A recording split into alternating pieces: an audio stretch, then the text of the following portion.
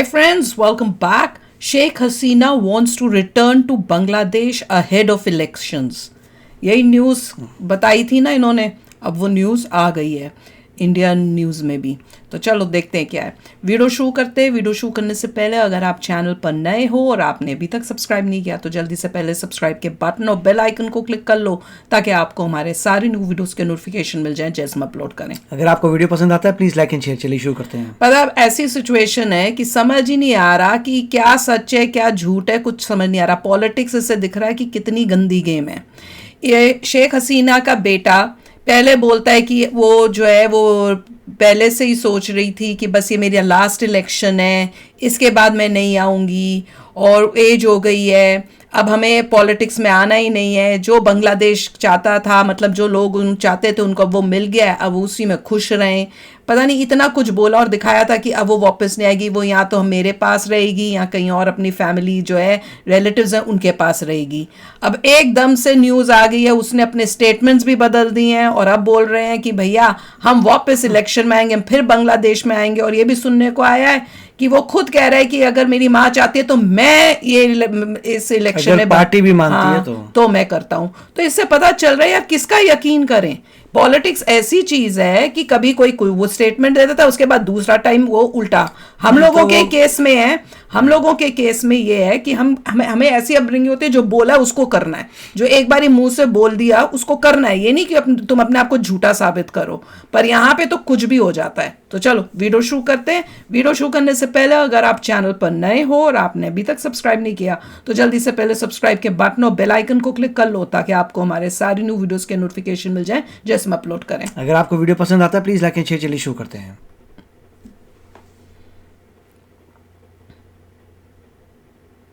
Let's turn to India now, which is hosting the most high-profile refugee in the world, at least for now.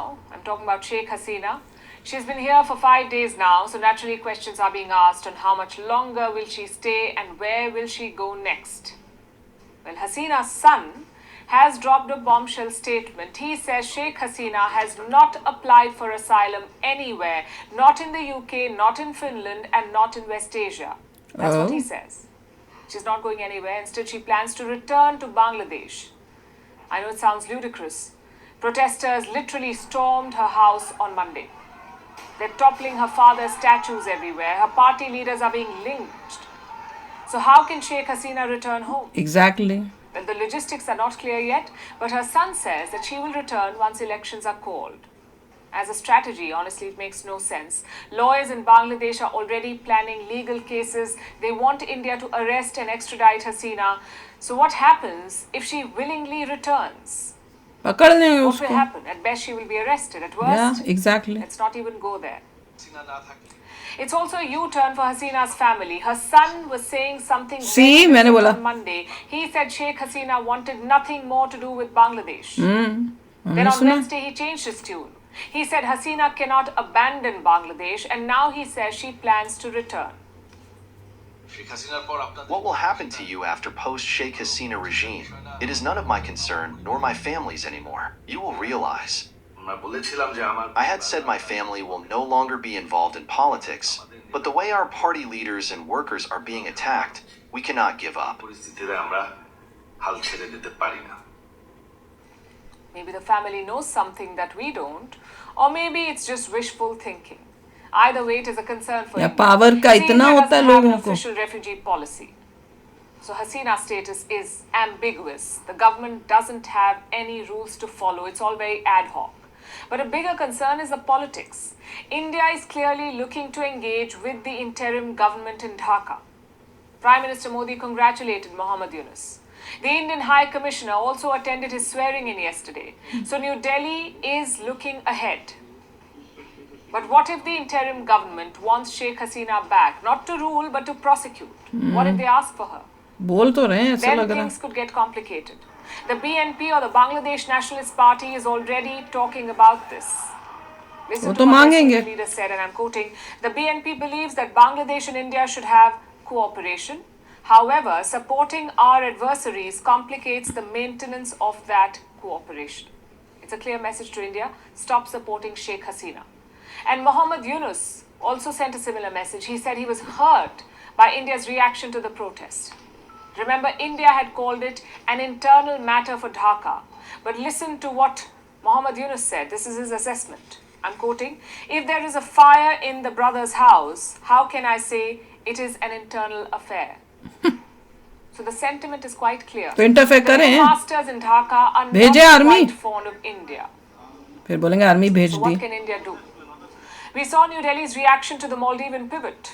Their new president expelled Indian soldiers. He said India out. But New Delhi handled it with grace and more importantly हम with अभी भी patience. Grace से करेंगे। Having said that, time is of the essence because other countries are also watching this closely. Countries like China and Pakistan. Now we know India was Sheikh Hasina's top ally, but the new regime may want a new ally. So let's look at the contenders. First is Pakistan. Their defense minister is celebrating Sheikh Hasina's ouster. He says she led an India-backed government. वही तो इनको तो He तकलीफ also होगी। said it's a great chance to reset Pakistan-Bangladesh ties, sort of like a fresh start. Now, Yunus may not engage Pakistan as much. He's almost 84 years old. He must remember the trauma of liberation. But Mohammad Yunus is only a caretaker. We don't know what elections will bring. 84। From all accounts, the Jamaat-e-Islami has made giant strides in Bangladesh, so they could play a key role in the next government. And the Jamaat has long had ties with the ISI. That's the Inter-Services Intelligence Pakistan spy agency. So this political churn suits Islamabad very well. Which brings us to the second contender, China. Their response has been very measured. You see, Beijing did not mind Sheikh Hasina's rule. Yes, she was pro-India, but she never really acted against China's interest. Bilateral trade hit new records. Chinese investments flowed in, so Beijing was more than happy to engage with Hasina. Even during the protests, they did not take sides. They called it an internal affair, just like India did. But unlike India, China is also close to the opposition in Dhaka. In 2016, Xi Jinping had traveled to Bangladesh. He held a meeting with Khalida Zia, the leader of the BNP. Plus, China doesn't care about ideology. Jamaat, Taliban, junta, it's all the same for them. They will do business with any regime in Dhaka. Their only concern will be instability. China has dozens of infrastructure projects in Bangladesh, meaning they have money tied up there, and instability is never good for business. But beyond that, this regime change is just an opportunity for Beijing to turn an Indian ally into an Indian rival. तो भाई वही exactly जो मेरे thoughts थे यही उस इन्होंने भी बोले हैं पालकी ने। देखिए, इसमें मालदीव्स की जो बात की है ग्रेसफुली, उसे समझ नहीं आया कि क्या हमारी ट्रूप्स वापस चली गई मालदीव्स में। नहीं, वो तो नहीं जा सकती क्योंकि वो तो उनका तो एम है, प्रो चाइना है, एंटी इंडिया वो हैं, वो तो अब बदलेगा नहीं जब तक इनका ये मुइज़ू निकलता नहीं और कोई प्रो गवर्नमेंट आती नहीं है। पर क्वेश्चन ये है कि इसका जो बेटा है शेख हसीना का, पहले तुमने कुछ बोला, अब तुम बिल्कुल उसका यू टर्न करके बोल रहे हो। मतलब चल क्या रहा है? कोई इंसान जब ये सुनता है, जैसे मैंने सुना, मैंने कहा भैया यहाँ पे भी कुछ गड़बड़ी लग रही है भैया। अब तुमको कौन यकीन करेगा? एक में बारी तुम कुछ बोलते हो, उसके बाद तुम स्टेटमेंट चेंज करके बिल्कुल उल्टा बोलते हो, तो तुमने तो अपनी क्रेडिबिलिटी वहीं से तुम्हारी गुम हो, खत्म हो गई। करेक्ट। देखिए, ऐसा लग रहा है कि पॉलिटिशियंस ही रहेंगे। सच्ची में हम लोगों जैसा नहीं।